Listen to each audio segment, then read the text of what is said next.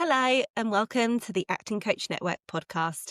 I'm your host, Savanna Madden, acting coach, award-winning theatre school owner and confidence coach for small business owners who want to grow their businesses with confidence, resilience and to step into their CEO mindset without burning out. Today's episode is a little different. Last week, it was a reflective episode because of the year that we had had, and we talked about the goals we were going to set for 2026.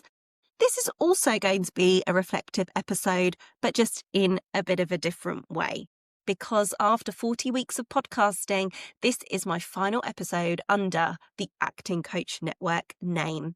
I wanted to take a moment to pause, to look back properly, and to acknowledge what this podcast has been, what it has meant to me, what it has given me, and what I'm excited for as we move forwards to launch a brand new podcast next month. When I launched this podcast, I didn't have a big strategic plan. I'll be honest with you. I didn't really know where it would lead. I didn't really know what I needed in terms of creativity in my life or in my business. I was looking for things I was looking for something that felt aligned with what my mission was. And podcasting for me has become a space where I can think out loud, experiment with asking better questions, have deep conversations, because if you've been listening for a while, you might know that I'm not one for small talk. I like to get right in there to the nitty-gritty, ask the really deep questions as quickly as possible. And what it's really shown me is how much I have found this creatively fulfilling. I started off my career years and years ago as a dancer and an actor. I've worked in presenting. I've worked on stage, I've worked on screen, and then I opened up my theatre school almost 8 years ago now. And having this platform whilst being a coach for so many years, it has allowed me to have that creative fulfillment, which has been utterly incredible. This whole season, the last sort of year, as I've had this podcast, a lot of my energy was going into building and holding businesses, teams, other people, leadership, managing others. So it's given me a way to use my voice in a way that felt expressive, expansive, rather than feeling like a bit exhausting. And podcasting has taught me so much, and I really didn't expect it. The first one being consistency. I have shown up every week doing this podcast with a break in between seasons for possibly 1 or 2 weeks, and that is it. But during those downtimes, I've still been recording. I just haven't necessarily put anything out. And showing up consistently every week has built my confidence, which has shown me again about how consistency is key and about how pushing yourself out of your comfort zone is the way to really find improvements and to really make traction on your goals. And repetition is just key for building confidence and resilience. It doesn't necessarily have to be anything big. It doesn't have to be anything fancy, but just putting one foot in front of the other and keeping on going and being consistent and repeating is how we build these skills. The second one is storytelling. Podcasting has sharpened my ability to tell the truth clearly. I think it's helped me not over-explain myself too much, maybe, possibly. Over-justifying, being a little bit performative. I definitely think I've brought my performing arts skills into the podcast, but I hope it hasn't overshadowed it. I also think it's improved my listening skills, where I have enjoyed listening so much to other people's stories, opinions, ideas. It has been life-changing. And the third one is connection. First of all, connecting with so many other like-minded people has been wonderful. It has been so rewarding, exciting, and just unimaginable. I've made new connections. I've rekindled connections that maybe had become a little bit weaker. I have connected with people that I speak to on a regular basis, but the podcast has allowed us to have a different type of conversation. It's been just awesome. I think I'm running out of adjectives. And on my solo episodes, even when I've been speaking into the microphone alone, just like I am now, I never feel like I'm alone. I never feel like I'm talking to myself. Not that that would be a bad thing.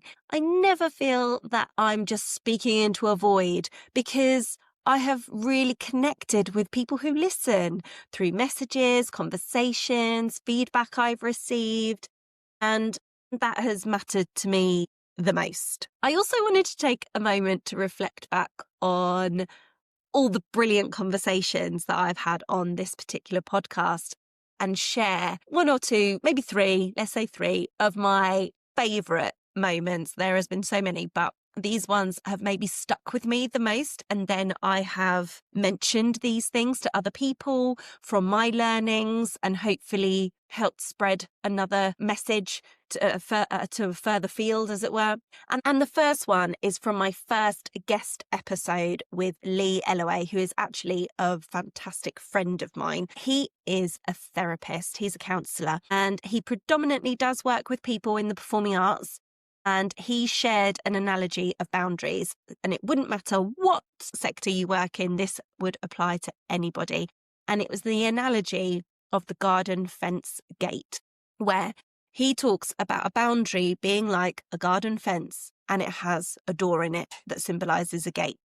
And you can open this door, and it has a handle on both sides, but particularly it has a handle on your side, and only you are in charge of whether you open that door to allow that person to kind of come across the boundary, because you have set that precedent, you have made those rules, as it were, and you get to decide whether you open the gate or not. And that image really helped me visualize how I see boundaries and how I put them in place, and things that I've then spoken to really openly to other people, and not thinking of it as a wall that like no one can come through it, but there is just options there, and it's a conscious choice. My second standout moment was from Matt Zena, the one and only Matt Zena, who's actually been on this podcast twice.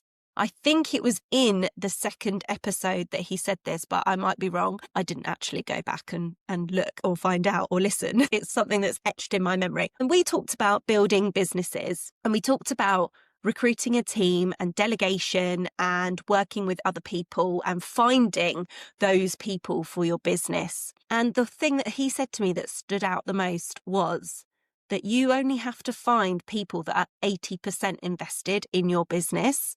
You are highly unlikely to find people that are 100% invested in your business, because it's not their business. And that's totally fair enough, isn't it? You know, it's not their business. It's your business. It's your baby. So if you can find people who are maybe even 70%, 70 to 80% invested in your business, and they really care about it, then you're really on to a winner. And that also helped me give myself permission to stop expecting such perfectionism from others and from other people who work in my businesses, and to build teams based on that has really, really helped me, and has helped my mentorship within my team for my performing arts business this year particularly. And it also made me think about collaborations in an even bigger sense as well, about how there are so many people out there to collaborate with. And then most recently, just before Christmas, I released an episode with Chrissy Monaghan. And she spoke really powerfully about her sort of tagline, which is mission, vision, values. And that really landed with me. I've worked with Chrissy for quite a long time now. I've known her for a while, and she has been talking about that for a long time. However, it really hit me in that podcast episode because she was talking about stepping out of your comfort zone. And I've talked about that a lot on this podcast, and I talk about it when I go on to podcasts as well. And I do definitely think that I am somebody that is proficient, shall we say, at stepping out of the comfort zone. But it's, of course, a scary, scary thing to do.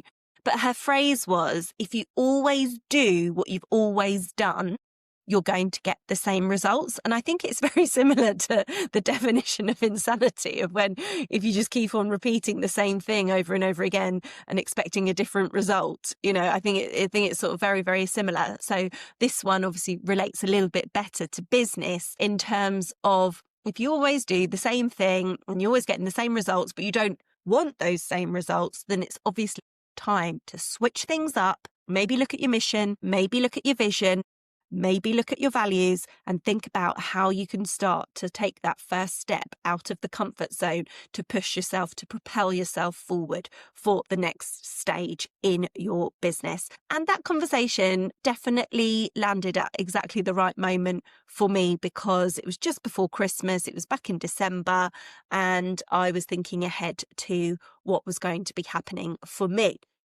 for this next 12 months. And I want to also come back to the fact of gratitude. Another thing I talk about a lot is being grateful, just even for the really, really small things. I think being grateful for the small things actually is more important than being grateful for the really big things, because they are sometimes the things that we take for granted the most. But what I want to focus on right now is saying thank you to you. Thank you if you have listened to this podcast, whether you've listened to one episode or all, there's nearly 40 of them. I just wanted to say thank you.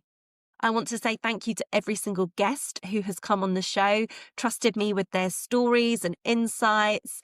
Thank you for showing up so generously and honestly and sharing your wonderful wisdom with everybody listening. And I just want to repeat, thank you to the listeners for being here, for sharing episodes, for commenting, for liking, for messaging me privately, being part of this journey. And yes, this chapter is closing, but there is also something that is coming next.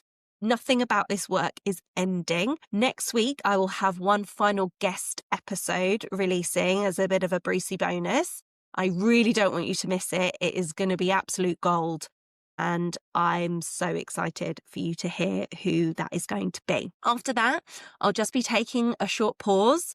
There'll just be a couple of weeks where there won't be any episodes released. And then in February, this podcast will relaunch in a brand new form with a new focus, new branding, new photos, and with me stepping a little bit more fully into the work I have pivoted into over the last few months. It's still around confidence. It's still around resilience, leadership. I'll be talking about transformations, burnout, finding that voice, taking up space, and really stepping into that CEO identity. The heart of the conversations will absolutely stay the same. Just the audience I will be speaking to will be a bit broader. So it won't just be aimed at purely performing arts professionals.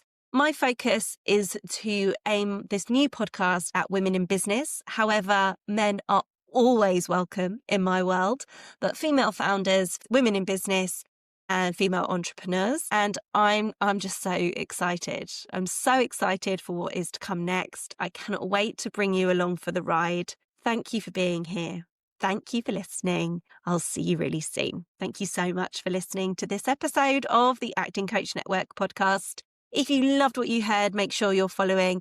And if you've got a moment, I'd love you to leave a quick review or share the episode with someone else who might need it. You can find me on Instagram at I am Savanna Madden. And if you prefer watching conversations, all the video episodes are available on my YouTube channel. Just search for Savanna Madden and hit subscribe to join us there too. And if you're looking for support to grow your business, I offer 3-month one-to-one coaching programs where we get to the bottom of what you most need help with in your business. And you can also find my latest free resource in the show notes. I'll be back soon with more real conversations, expert insights, and tools to help you build a business you love. Until next time, keep going, stay kind to yourself, and I'll see you very soon.